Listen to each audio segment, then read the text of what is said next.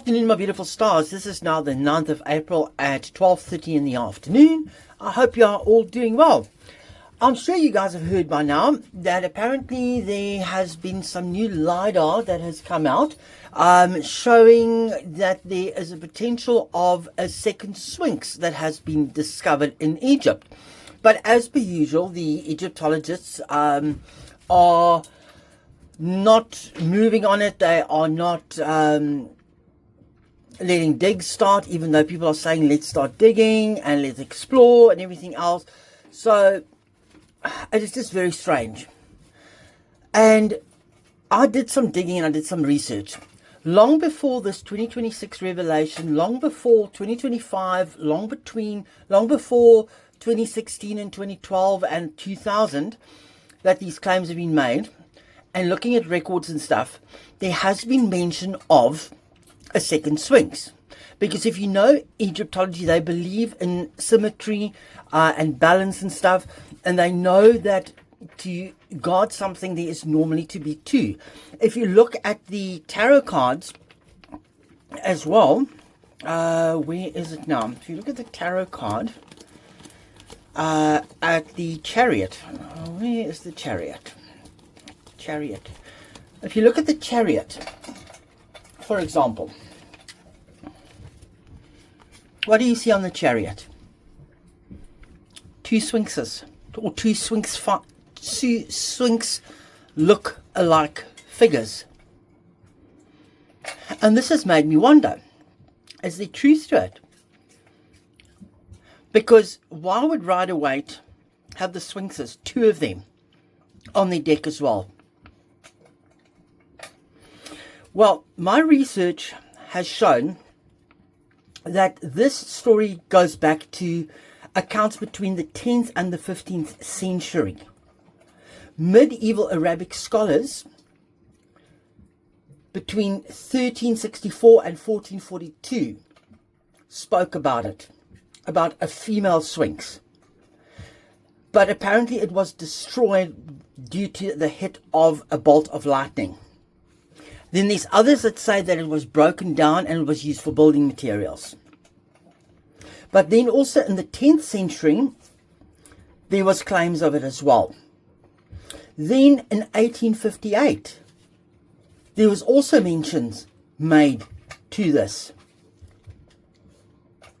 So centuries later, it's come up again. Again in 1737, there were mentions made of it. I'm just referring to my note here. In the earliest 19th century, there were claims made. In the 2000s, NASA actually found, through the Endeavour satellite imagery, that there is an anomaly. Because if there's another Sphinx, that has quite a bit of credence to the fact that the old ancestral hall of knowledge and library was actually with the second Sphinx. And I think they are scared that if they uncover this, if they find this, that we might have to rewrite history. Archaeologists in the mainstream and the funders behind them don't like change. They don't like to be proven wrong. Look at Graham Hancock. Look how he's been disparaged over the years. But he's stuck to his guns with certain things. If you don't know who Graham Hancock is, go and look him up. Brilliant, brilliant, brilliant, brilliant. And everything is based on all the knowledge that he's got, that he's physically researched. So, that being said, let's put this Chariot to the side. And I've got the Egyptian Gods Oracle on the table. And let's ask them what to make of it. Let's ask them what to make of it. Let's ask them what to make of it. It's not a very big deck.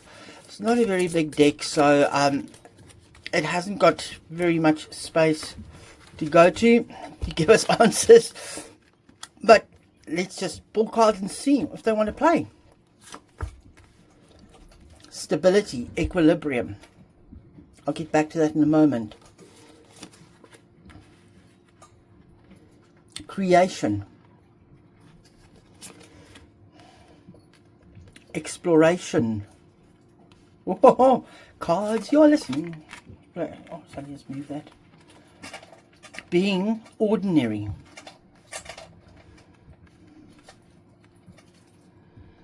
Shall we do one more? Let's do one more. Passion. Okay. Equilibrium. What did I just say in my opening? The Egyptians liked things being in equilibrium. There's always had to be two. And stability. And 2 is a stable number. Creation. This is, by the looks of it, telling me that one was created. And this is all, and this exploration card here is telling me that it has been explored and it is still being explored. And there needs to be exploration done on it. Being ordinary. And you guys might get a shake now. There is a boat coming past. And we'll just see if it's going to shake us or not. So if it does, it does. If it doesn't, it doesn't. But in any case, now it is just ordinary. It is just being ordinary. Because it's buried. Passion. What is passion? What did I say in the opening? A female Sphinx. And look here. Look at these two cards. Look at these two cards here. Male and a female. Equilibrium. The feminine is always passion. Look at it here. Male and female. Male and female. Female, male. Look how they mirror each other.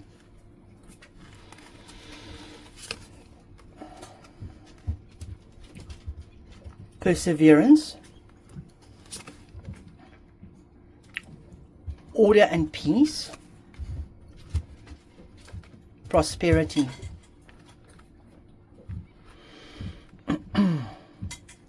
Sorry, these cards keep slipping. Let me just move them.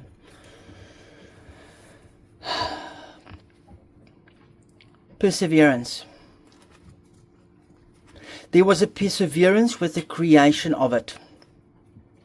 There's perseverance in, if we have a look, since when have people talked about it? There's a perseverance to try and find the truth. With the two statues here, it tells us that there was order and peace. And it was during a time when things were prosperous. During a very, very prosperous time. And it was seen as bringing them prosperity.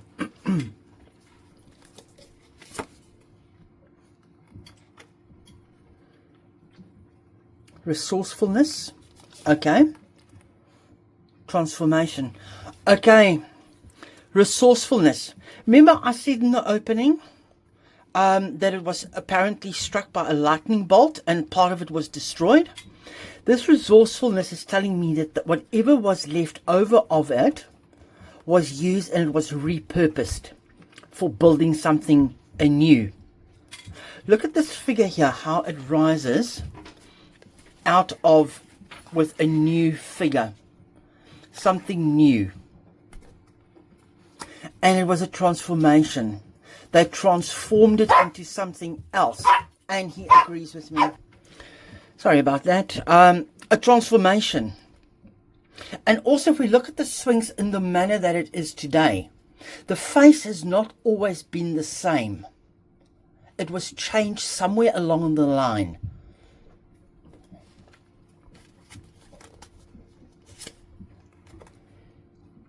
Darkness. It went into darkness. What is dark? Buried under the earth is dark. It was a dark time for them. It's currently in darkness. What's underlying here? Wisdom. justice, devastation, faith and wisdom, and enlightening. Oh my. Okay. Sorry, I just got quite excited here, and I got chill. I literally got chills running up and down my spine. We've hit on something here. Wisdom. What did I say? The ancient libraries. What is contained wisdom? Books contains wisdom. It also creates justice, courts, systems. And they probably felt that was it being hit by a lightning bolt. And look again here, guys. I'm sorry. Look at this. The two line-like figures here. The two line-like figures. It was seen as the yin and the yang. One was protecting the dark underworld, and one was protecting the light upper world. Just look at that. Protection of the underworld and protection of the enlightened world. And here, what have we got? Enlightening. Devastation. And I said, apparently it was struck by a bolt of lightning. But now, in 2026, we are being enlightened with the new revelations of the LiDAR that has come out. Projection. LiDAR projects. If they continue, they will be fruitful and will lead to renewal. And aren't we in an age of renewal at the moment? Aren't we in an age of new beginnings? Wow. These Egyptian gods' oracle cards played so well. But you cannot make this up here. How that tied in there. And the Chariot is also seen as a justice card. Did Rider-Waite know something we didn't? Was he trying to tell us something? Just asking. Just saying. But then also look here how these are mirroring each other. How these are mirroring each other. Looking in the same direction, but they are mirrors. Look at the male energy and the female energy.